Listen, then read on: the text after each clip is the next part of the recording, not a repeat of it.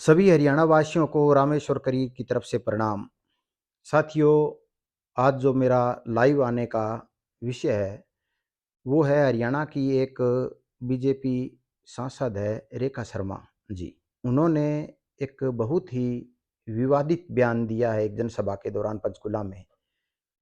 पूर्व मुख्यमंत्री हरियाणा जननायक लोगों को दिलों पे राज करने वाले चौधरी भजनलाल जी पर। उन्होंने कहा है अपने बयान में कि चौधरी भजनलाल जी और चंद्रमोहन जी बदमाशी की राजनीति की है।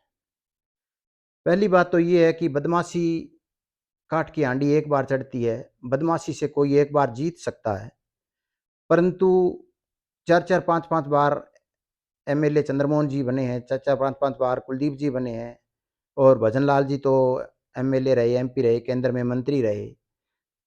तो वो कोई बदमाशी से नहीं बन सकता। जैसे सरकार चुनती है, बयान देना आसान होता है। सरकार जब अपने मनपसंदों को कुछ बनाना चाहती है, तो वो उनको चेयरमैन बना देती है, राज्यसभा सांसद बना देती है। परंतु मैदान में और लड़ाई लड़कर और संघर्ष करके वीर गाथा लिखनी बहुत मुश्किल होती है। परंतु चौधरी भजनलाल जी उनमें से एक थे। जैसे आज लड़के मेहनत करके यूपीएससी टॉप करके और उच्च पदों पर सुशोभित होते हैं, वैसे ही महारथी थे चौधरी भजनलाल जी, जिन्होंने कोई हरियाणा पे राज नहीं किया, लोगों के दिलों पे राज किया। वो हर व्यक्ति ज़मीन से जुड़े हुए व्यक्ति थे, हर व्यक्ति के प्रति उनके दिल में प्रेम था और लोगों के दिल में भी उनके प्रति बहुत प्रेम था। क्योंकि कोई किसी से पैसा ले सकता है, कोई किसी से कुछ चीज़ें संसार की ले सकता है, परंतु आज के समय में अगर वोट अगर व्यक्ति देता है ना, तो वो अपने दिल जहाँ उसका ठुकता है वहीं पे देता है। और जातीय प्रतिशत के हिसाब से देखा जाए तो बिश्नोई संप्रदाय से आते हैं चौधरी भजनलाल जी, और उन बिश्नोइयों की तो 1% भी वोट शायद पूरे राज्य में नहीं है, परंतु वो सबसे लंबे समय तक हरियाणा के मुख्यमंत्री रहे। तो वो उनकी कार्यशैली और उनका काम करने का तौर तरीका और लोगों के साथ दिली जुड़ाव ही था, जिससे वो इतने लंबे समय तक प्रदेश में बने रहे।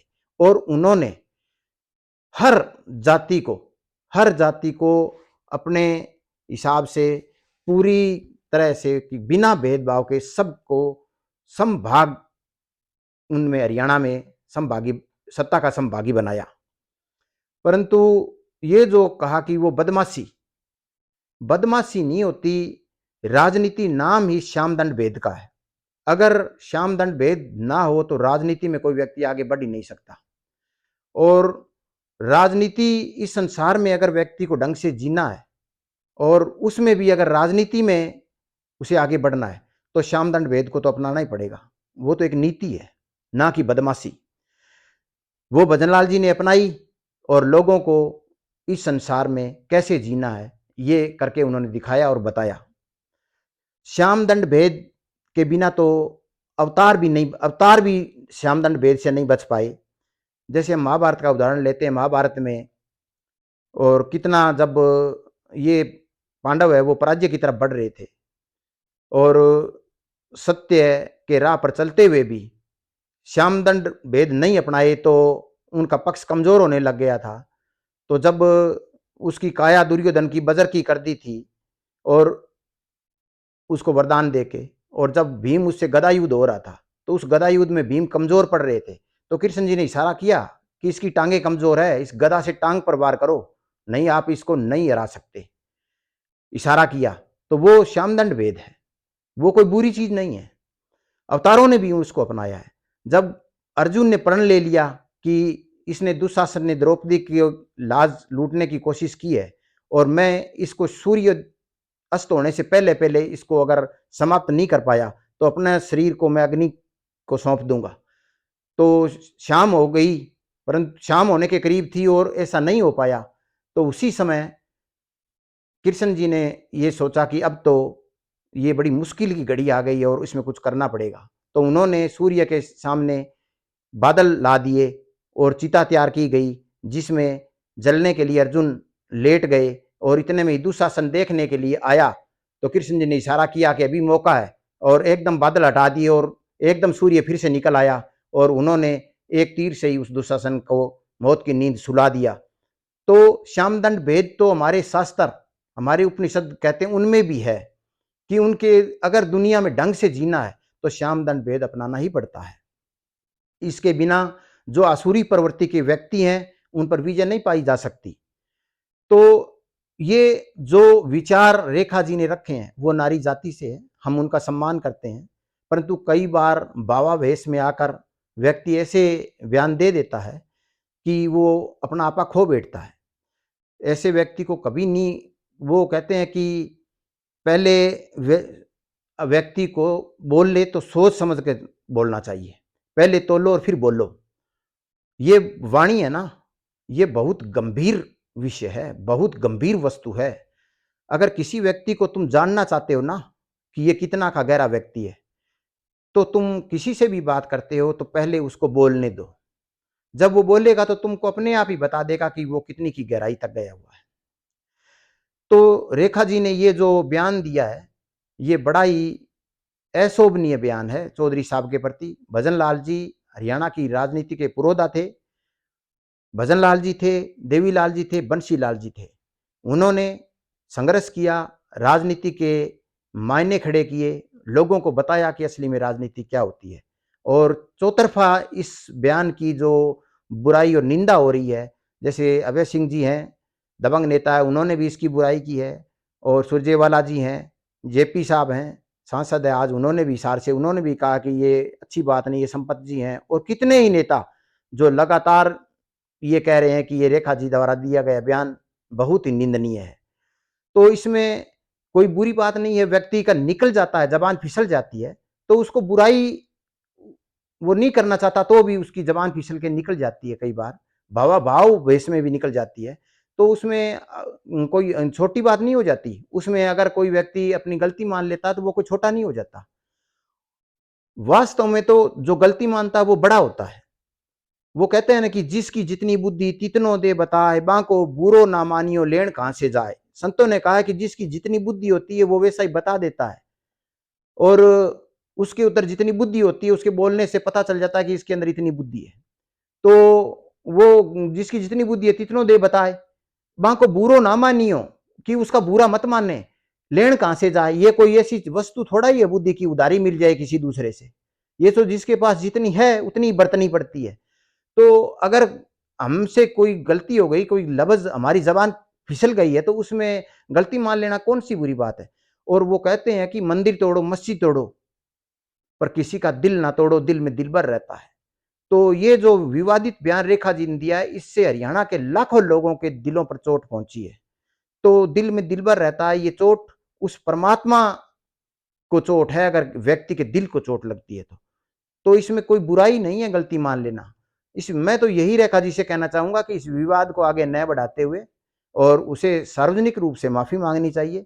नहीं, लोगों का ये जो दिल टूटा है, और दिल से अगर कोई ऐसी बददुआ निकल गई तो वो ये कहीं की नहीं छोड़ती व्यक्ति को। तो व्यक्ति को इसमें समय रहते अपनी भूल सुधार ले। सुबह का भूला हुआ शाम को घर लौट जाए तो उसको भूला नहीं कहते। समय रहते व्यक्ति को अपनी भूल सुधार लेनी चाहिए, और अच्छे व्यक्ति के प्रति अभद्र भाषा का प्रयोग करना ये कोई अच्छे व्यक्तित्व का परिचय नहीं देता है। तो मैं ज़्यादा न कहते हुए यही कहता हूँ कि रेखा जी को अपने शब्द वापस लेने चाहिए, सार्वजनिक रूप से माफ़ी मांगनी चाहिए। चंद्रमोहन जी, भजन लाल जी, ये इन्होंने श्यामदंड भेद की नीति भजन लाल जी ने अपनाई और अच्छी तरह से राज किया, लोगों के दिलों पे राज किया। भजन लाल जी तो ऐसे व्यक्ति थे, उनके व्यक्तित्व की हम क्या बराबरी कर सकते हैं। कि कोई व्यक्ति सुनने में आता है कि अपनी भैंस खरीद के लाया कहीं से, मुख्यमंत्री रहते हुए उसने कोठी के आगे गाड़ी खड़ी करके कि चौधरी आओ आओ चौधरी साहब, मैं आपसे मिलना है। उनका आओ आओ भाई, कैसे आए? कि जी मैंने एक भैंस खरीदी है, मेरी भैंस देखने के लिए आओ। तो चौधरी साहब मुख्यमंत्री रहते हुए बाहर जाके कहते हैं वाह वाह क्या भैंस है, अरे यार नजर ना लग जाए कहीं, इसको हम धुतकारा डालते हैं और कितनी बढ़िया भैंस है। तो वो दिल को क्या, उस व्यक्ति को वो दिल से जुड़ाव नहीं है चौधरी साहब का, और उस व्यक्ति को कोई तोड़ सकता है भजन लाल जी से? कहते हैं कि वो लोग कहते हैं कि जात पात की राजनीति, उन्होंने कभी जात पात की राजनीति के हिसाब से तो वो कभी सीएम नहीं बन पाते। उनके पास कितने ही वो कहते हैं कि भिवानी से कोई जाट जाति के गए थे उनके पास पानी की समस्या लेकर, और उन्होंने जाते ही कहा कि आओ भाई बैठो, पहले तो इनको खाना खिलाओ, आप आपकी समस्या नहीं सुनूंगा, पहले खाना खाओ। पहले उनको खाना खिलाया, 15-20 व्यक्ति थे। खाना खिलाने के बाद, मैंने तो पेपर में पढ़ा था, पर खाना खिलाने के बाद में उनको कहा कि अब बताओ क्या समस्या है। उन्होंने कहा जी पानी नहीं पहुंचता, कि जब आप गांव में पहुंचोगे तो आपकी टेल पर पानी मिलेगा। ये भजन लाल की जुबान है। तो कहते हैं कि, और अपने सिक्योरिटी वालों से कहा कि इनको आपके पास यहाँ रह जाओ 4 नंबर में, तो उन्होंने कहा नहीं जी रहेंगे तो नहीं जाएंगे आज। तो कहा अब आपके पास बस की टाइम है लास्ट, कि हमारी बस इतने बजे निकलती है। तो उन्होंने कहा कि अब तो टाइम थोड़ा बचा है। अपनी सिक्योरिटी की गाड़ी से कहा कि इनको बस में चढ़ा के आओ, और वो बस में चढ़ा के आए। और आज भी उनके किस्से सुनाए जाते हैं। तो वो तो लोगों के दिलों पे राज करते थे, और ऐसी व्यक्ति के प्रति ओछी टिप्पणी करना, और वो भी अपनी पार्टी में। आज भजन लाल जी के बेटे हैं कुलदीप जी, आज वो श्यामदंड वेद की नीति नहीं अपनाते, बेदाग छवि के नेता हैं। और कितने बढ़िया तरीके से उन्होंने भाजपा को स्थापित किया हरियाणा के अंदर। भाजपा कभी स्थापित नहीं हो सकती अगर कुलदीप जी उनका साथ ना देते। भाजपा की क्या हालात थी, गडकरी जी और सभी, मुरली मनोहर जोशी और सभी बड़े बड़े जो लीडर हैं, सुषमा स्वराज कुलदीप जी से बात की और उन्होंने कहा कुलदीप जी आप हमारे साथ आओ, हमें एक स्वच्छ और सुंदर प्रशासन हरियाणा को देना है। और वो कुलदीप जी ने उनकी बात मानी और साथ आए। और आज श्यामदंड भेद की नीति कुलदीप जी ने नहीं अपनाई तो उनको कौन सा सम्मान दे दिया बीजेपी ने। मैं तो कहता हूं जो भी अनुशासन समिति है बीजेपी की, उसको मजबूर करना चाहिए राज्यसभा सांसद को, कि वो रेखा शर्मा को, कि वो माफी, सार्वजनिक रूप से माफी मांगे। और सार्वजनिक रूप से माफी नहीं मांगते हैं तो लोगों के रोष का सामना करना पड़ेगा। और हरियाणा में आज बराबर भाग में बटे हुए हैं, बराबर बराबर वजन है कांग्रेस का और भाजपा का। जिस तरफ जी कुलदीप जी का पलड़ा झुकेगा उस तरफ सरकार बनने से कोई नहीं रोक सकता। आने वाले हरियाणा का भविष्य है कुलदीप बिश्नोई। आने वाली हरियाणा में, चाहे वो कांग्रेस में शामिल होते हैं या भाजपा में, जिस तरफ भी वो जाएंगे उस तरफ की सरकार बनतेगी। ये बात, मैं एक संत व्यक्ति हूं और मेरी ये बात नोट कर लेना, मेरी बात कभी झूठी नहीं होती और खाली नहीं जाती। तो संत कभी इन संसार की बातों से दूर ही रहते हैं, लड़ाई झगड़े से हमें कोई लेना देना नहीं है। परंतु जब कोई विषय गंभीर बन जाता है, चाहे वो पीछे नीलगाय के वध का हो और चाहे वो किसी भी प्रकार का हो, जैसे पीछे कई ज्वलंत मुद्दे उठे उन पर मैंने उस पर टिप्पणी की है, तो इसी प्रकार मैं अब ये टिप्पणी करता हूँ गंभीर विषय पर, कि ये आगे गंभीर ना हो और जनता का नुकसान ना हो। तो इसमें कोई बुराई नहीं है। राज्यसभा सांसद है, उसको गलती माननी चाहिए, नहीं मानती है तो अनुशासन समिति है उसको, बीजेपी की, उसको कार्रवाई करना चाहिए। और अगर वो फिर भी नहीं मानती है तो उसको बर्खास्त करना चाहिए, क्योंकि वो पार्टी के लिए, सेहत, पार्टी की सेहत के लिए हानिकारक चीज हो सकते हैं। हानिकारक रहने वाले, अगर वो कोई व्यक्ति परिवार में है, अगर कोई व्यक्ति समाज में है, अगर कोई व्यक्ति राजनीति में है, तो किसी भी लेवल पर अगर वो समाज की, परिवार की और राजनीति में वो व्यक्ति अगर नुकसान पहुंचाता है तो उस पर दंडात्मक कार्रवाई की जानी चाहिए। नहीं तो वो नासूर, वो नासूर बन जाता है उस पार्टी के लिए, उस परिवार के लिए। क्योंकि कठोरात्मक कार्रवाई के बिना मानता नहीं है शैतान कभी। तो जो भी है, गलत व्यक्ति है, गलत व्यक्ति गलत रास्ते पर चलता है, गलत बात की है, उसका हम विरोध करते हैं। और मैं सभी से यह कहना चाहता हूं कि शांति बनाए रखें और शांतिपूर्ण तरीके से अपना विरोध दर्ज कराएं। और जल्द ही जो गलत रास्ते चलते हैं उनका परिणाम बुरा होता है, आने वाले समय में आप देख सकते हो। और जब इस दुनिया में भी ना रहे भजन लाल जी, तो आज इस दुनिया में भी नहीं है। अगर कोई बुरा व्यक्ति और इस दुनिया में ना हो तो भी हम उसके प्रति कभी नकारात्मक रवैया और गलत भाषा का प्रयोग नहीं करते। जबकि भजन लाल जी तो एक देवतुल्य व्यक्ति थे, जिन्होंने हर गरीब के, हर जाति के व्यक्ति की मदद की।